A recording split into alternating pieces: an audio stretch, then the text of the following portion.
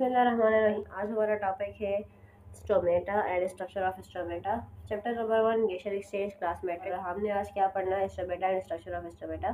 Previous class में हमने discuss किया था फर्स्ट लेक्चर, जिसमें हमने गेशियर एक्सचेंज के बारे में पढ़ा था, उसके प्रोसेस के बारे में पढ़ा था, फिर गेशियर एक्सचेंज इन लिविंग बींग्स के बारे में पढ़ा था, और इसके अलावा फिर गेशियर एक्सचेंज इन प्लांट्स के बारे में पढ़ा था। ठीक है, तो हमने क्या पढ़ना है, स्टोमेटा। ये तमाम जो चीज़ें मैं अभी आज इस लेक्चर में डिस्कस करूँगी, ये प्रीवियस लेक्चर से लिंक्ड कर इन चीज़ों को समझने के लिए आपको प्रीवियस लेक्चर की स्टडी करना ज़रूरी है। ठीक है, और इसके अलावा मैं इस लेक्चर के हवाले से लिंक भी डिस्क्रिप्शन बॉक्स में डाल दूँगी प्रीवियस लेक्चर का, ताकि आप इजीली इसी लेक्चर के रेफरेंस से आप उसको स्टडी कर। ठीक है, तो आज हमारा टॉपिक है स्टोमेटा। स्टोमेटा क्या है एंड स्ट्रक्चर ऑफ स्टोमेटा। जब प्रीवियस क्लास में हमने डिस्कस किया था कि स्टोमेटा क्या होते हैं। टाइनी ओपनिंग्स होती हैं जो कहाँ मौजूद होती हैं, लीव्स में मौजूद होती हैं, और ये क्या काम करते हैं, इनके जरिए प्लांट में फोटोसिंथेसिस का प्रोसेस होता है, जिसके जरिए गैसेस का एक्सचेंज होता है। ठीक है, तो इसी का हमने स्ट्रक्चर पढ़ना है। कुछ चीज़ें मैंने पिछली क्लास में आपसे डिस्कस कर ली थी कि स्टोमेटा क्या होते हैं, इनकी ओपनिंग और क्लोजिंग की वजह से ही फोटोसिंथेसिस का प्रोसेस होता है। और ये जिस तरह से फोटोसिंथेसिस के प्रोसेस के लिए लाइट एनर्जी की ज़रूरत है, क्लोरोफिल की ज़रूरत है, कार्बन डाइऑक्साइड और वाटर की, तो उसी सारे फैक्टर्स में इसके लिए भी रिस्पॉन्सिबल होते हैं कि फोटोसिंथेसिस का प्रोसेस इसी की ओपनिंग और क्लोजिंग की वजह से होता है। स्टोमेटा की ओपनिंग होती है तो स्टोमेटा तो फोटोसिंथेसिस होता है, क्लोजिंग होती है तो फोटोसिंथेसिस नहीं होता। ठीक है, अब इसकी ओपनिंग और क्लोजिंग भी क्यों होती है, ये भी मैंने पिछली क्लास में आपको बता दिया था। यहाँ हम थोड़ा सा इसको डिटेल से पढ़ेंगे। सबसे पहली बात कि स्टोमेटा क्या होते हैं, तो ये बात हमने पढ़ ली कि ये टाइनी ओपनिंग्स होती हैं जो कहाँ मौजूद होती हैं, लीव्स में मौजूद होती हैं। ठीक है, इसके अलावा अब इसका स्ट्रक्चर कैसा होता है, स्टोमेटा किससे मिलकर बनता है, तो स्टोमेटा स्पेशल सेल से मिलकर बनता है, जो क्या कहलाते हैं, गार्ड सेल्स कहलाते हैं। ठीक है, क्या कहलाते हैं, गार्ड सेल्स। अब ये गार्ड सेल्स क्या होते हैं, तो जैसे कि आप यहाँ पे देख सकते हो डायग्राम में, मैंने डायग्राम बनाई हुई है स्टोमेटा की। गार्ड सेल्स कुछ इस तरह के होते हैं। ठीक है, ये जो आपको इसका स्टोमेटा का स्ट्रक्चर दिखाया हुआ है, जो टाइनी ओपनिंग से इसको आपको माइक्रोस्कोपिक स्ट्रक्चर इसका दिखाया हुआ है, क्लियर करके दिखाया हुआ है कि एक स्टोमेटा इस तरह का होता है। तो ये जो आपको सेल्स नज़र आ रहे हैं, जो किडनी शेप सेल्स हैं, क्या है, गार्ड सेल्स होते हैं। ठीक है, तो ये जो आपको इसकी कंडीशन बताई हुई है क्या है, ये ओपनिंग ऑफ स्टोमेटा है, और ये कंडीशन क्या है, क्लोजिंग ऑफ स्टोमेटा है। तो स्टोमेटा जब ओपन होते हैं तो इस तरह से इनकी कंडीशन होती है, और जब क्लोज होते हैं तो इसकी इस तरह से कंडीशन होती है। ओपनिंग होते हैं तो फोटोसिंथेसिस होता है, और क्लोजिंग होती है तो फोटोसिंथेसिस नहीं होता। तो डे लाइट के अंदर इनकी भी ओपनिंग्स और क्लोजिंग होती है, और इसी की वजह से ही फोटोसिंथेसिस का प्रोसेस होता है। ठीक है, इसके अलावा जैसे मैंने पिछली क्लास में भी आपको बताया था क्लोरोफिल के हवाले से, तो क्लोरोफिल मैंने आपको बताया था, क्लोरोफिल वो पिगमेंट है, यानी वो केमिकल है जो रिस्पॉन्सिबल है ग्रीन कलर देने के लिए। तो बेसिकली क्लोरोफिल भी क्या होता है, कहाँ होता है, इन गार्ड सेल्स के अंदर होता है। देखिए लिखा हुआ है chlorophyll containing cells. Guard cells क्या होते हैं, क्लोरोफिल कंटेनिंग सेल्स होते हैं, और इसी की वजह से क्या होता है, जो आपके प्लांट्स होते हैं उनका जो ये वाला लीव्स एंड स्टेम वाला एरिया होता है, वो क्या होता है, ग्रीन कलर का होता है। तो लीव्स में क्या होते हैं, गार्ड सेल्स होते हैं, और गार्ड सेल्स में क्या होता है, जैसे कि अभी हमें देख सकते हो जो ग्रीन डॉट्स बनाए हैं, ये सारे के सारे क्या हैं, ये गार्ड सेल्स हैं जिनमें क्लोरोफिल मौजूद होता है। तो ये क्या है, आपके ये गार्ड सेल्स है बेसिकली, जो आपके स्टोमेटा को बनाते हैं। ठीक है, तो गार्ड सेल्स रिस्पॉन्सिबल हैं किसके लिए, गार्ड सेल्स के अंदर क्लोरोफिल होता है। इसके अलावा गार्ड सेल्स ही रिस्पॉन्सिबल होते हैं सेल्स की टर्जिड कंडीशन के लिए। टर्जिडिटी मैं आपको इस तरह बताऊँ, जिस तरह से सिंपल अगर हम अपनी लाइफ में देखते हैं, तो जिस तरह से जेली आप सबने देखी होगी, जेली किस तरह की कंडीशन होती है, थोड़ी सी वाटरी कंडीशन होती है और हमेशा हिलती रहती है। ठीक है, तो उस तरह की कंडीशन को प्लांट्स में टर्जिडिटी कंडीशन कहा जाता है। तो जब फोटोसिंथेसिस का प्रोसेस होता है ना, तो जितनी भी उसके लिए जितनी भी उसको चीज़ें रिक्वायर्ड है, जब वो तमाम चीज़ों की एक्यूमुलेशन होती है ना इनसाइड द सेल, तो उसकी वजह से क्या होता है, जो गार्ड सेल्स होते हैं ये टर्जेंट हो जाते हैं। तो जब ये टर्जेंट होते हैं ना, तो फिर ये ओपन हो जाते हैं। तो इनकी ओपनिंग की वजह से फिर क्या होता है, फोटोसिंथेसिस का प्रोसेस होता है। ठीक है, तो when guard cells turgid opening of stomata occur, जब गार्ड सेल्स टर्जेट होते हैं तो स्टोमेटा क्या होते हैं, खुल जाते हैं, और during day time stomata open होते हैं। जिस टाइम तक लाइट अवेलेबल होती है स्टोमेटा ओपन रहते हैं, और इसी के जरिए फोटोसिंथेसिस का प्रोसेस होता रहता है। बट जैसे ही डार्क यानी कि अंधेरा होता है, तो स्टोमेटा क्या हो जाते हैं, बंद हो जाते हैं।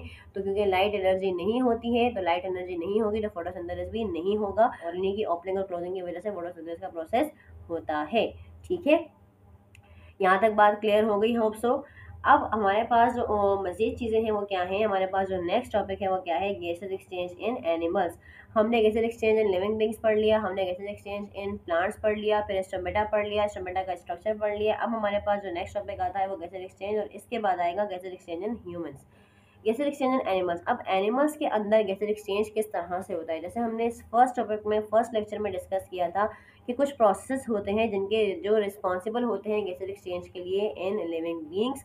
तो वही जो प्रोसेस हैं वो एनिमल्स के अंदर भी होते हैं, ठीक है।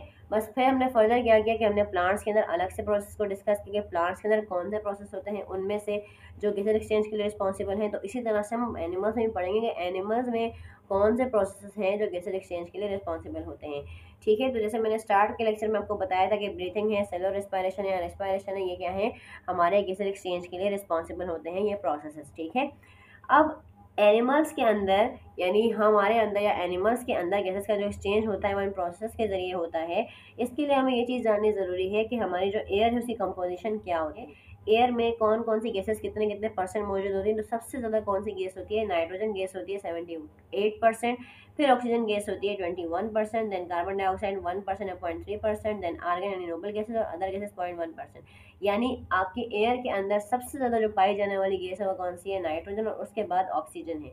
अब जो हमारा पूरा गैसेज एक्सचेंज का प्रोसेस है उसमें क्या होता है, हमें शुरू से हमने ये बात पढ़ी है भाई कि ऑक्सीजन गैस को हम हमारे जो बॉडी के लिए रिक्वायर है वो क्या है, ऑक्सीजन गैस है, और जो हम एक्सहेल आउट करते हैं वो कौन सी, कार्बन डाइऑक्साइड। तो हमारा कंसर्न इन दो गैसेस के साथ है, ठीक है। तो हम इसी के हवाले से बात करेंगे।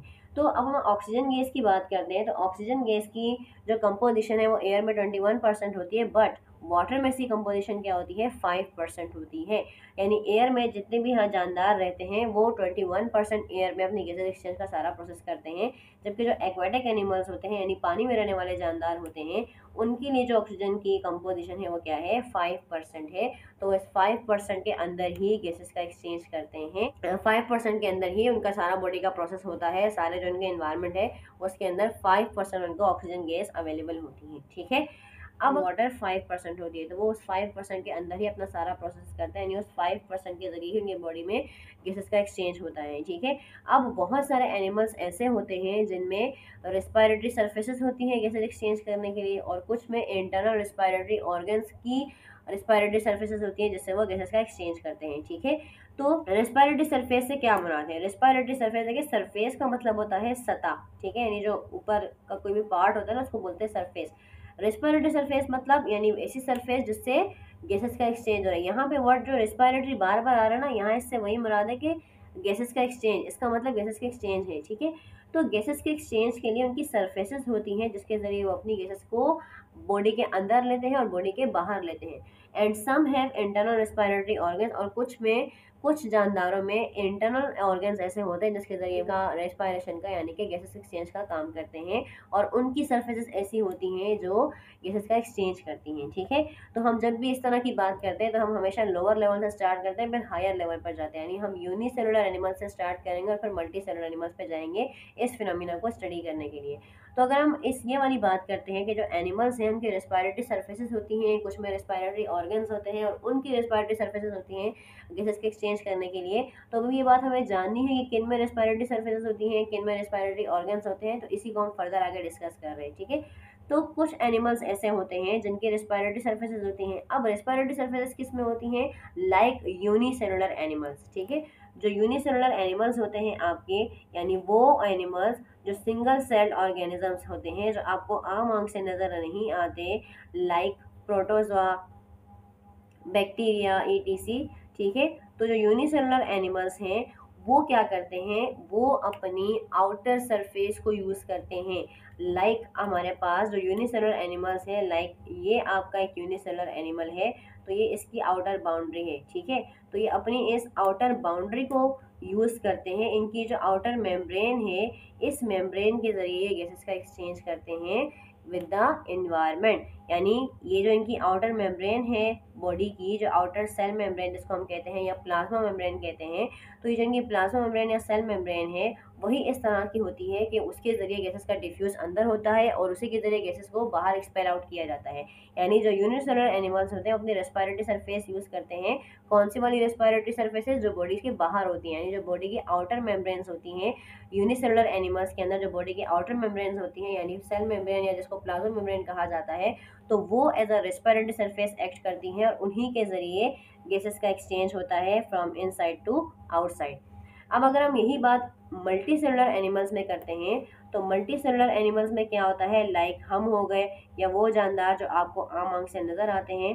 तो इसमें क्या होता है कि मल्टी सेलुलर एनिमल्स में बहुत सारे मल्टी सेलुलर एनिमल्स ऐसे हैं कि जिनमें रिस्पायरेटरी ऑर्गन्स होते हैं और उनकी रिस्पायरेटरी सर्फेसेस ऐसी होती हैं कि वो उससे गैसेस का एक्सचेंज करते हैं। ठीक है, इसी बात को हम आगे डिस्कस करेंगे। मल्टी सेलुलर एनिमल्स में ही हमने ह्यूमंस के बारे में पढ़ना है, यानी अपने बारे में पढ़ना है, तो वहाँ पर आपको चीज़ें क्लियर हो जाएंगी। ठीक है, अब ये जो लास्ट लाइन मैंने यहाँ पर लिखी है वो क्या है, कि शुड हैव फॉलोइंग प्रॉपर्टीज के जो अब यहाँ पर ये बात है कि जो भी सरफेस रिस्पायरेटरी सरफेस एक्ट की तरह एक्ट करेगी उसके अंदर कुछ प्रॉपर्टीज ऐसी होनी चाहिए जिसकी वजह से वो एज रिस्पायरेटरी सरफेस कहलाएगी।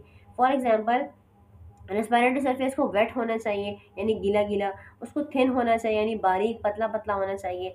परमिएबल, अब यहाँ पर जो वर्ड परमिएबल है ना, देखिए 3 वर्ड्स होते हैं, सेमी परमिएबल, इम्परमिएबल और परमिएबल। सेमी परमिएबल को जो आपने ये वर्ड पढ़ा होगा क्लास 9 की बायो में ऑस्मोसिस के अंदर। ठीक है, तो सेमी परमिएबल उस तरह की मेम्ब्रेन्स होती है जो सेलेक्टिव मॉलिक्यूल्स को अंदर बाहर आने जाने देती है, और परमिएबल वो होती है जो हर तरह के मॉलिक्यूल्स को अलाउ करती हैं इन एंड आउट होना, और इम्परमिएबल वो होती है जो किसी को भी अलाउ नहीं करती अंदर बाहर आना जाना। ठीक है, तो जो रेस्पिरेटरी सरफेस होगी आपकी उसको परमिएबल होना चाहिए, यानी वो बाहर से आने वाली हर चीज़ को एंटर होने दे और अंदर वाली हर चीज़ को बाहर जाने दे।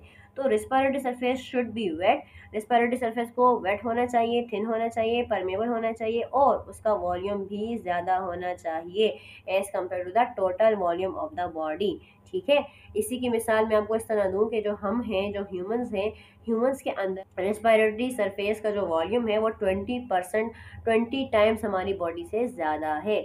यानी जो आपकी वो सरफेस जो आपकी रेस्पिरेटरी सरफेस की तरह एक्ट करेगी ना, तो उसका वॉल्यूम ज़्यादा होना चाहिए बनस्पत आपकी बॉडी के, जब भी उससे आपका गैसेस का एक्सचेंज का प्रोसेस इजीली हो सकता है। ठीक है, होप सो यहाँ तक आपको ये तमाम चीज़ें क्लियर हो गई होंगी। मैं अगेन ये बात आपको रिपीट कर रही हूँ कि इन चीज़ों को आपको समझने के लिए प्रीवियस लेक्चर स्टडी करना ज़रूरी है, तो आप उसे लाजमी स्टडी कीजिएगा। इसके अलावा उसका लिंक डिस्क्रिप्शन बॉक्स में आपको मिल जाएगा, आप वहाँ से भी उसको स्टडी कर सकते हैं। ठीक है, होप सो कि यहाँ तक आपको ये चीज़ें समझ में आई होंगी। इंशाल्लाह नेक्स्ट जो हमारा लेक्चर होगा उसमें हमने ह्यूमन रेस्पिरेटरी सिस्टम पढ़ना है, जो कि हमारा एक लॉन्ग टॉपिक है, इस चैप्टर का एक लॉन्ग क्वेश्चन है, इंपॉर्टेंट क्वेश्चन है। तो हम नेक्स्ट क्लास में इंशाल्लाह उसको डिस्कस करेंगे। अल्लाह हाफिज़।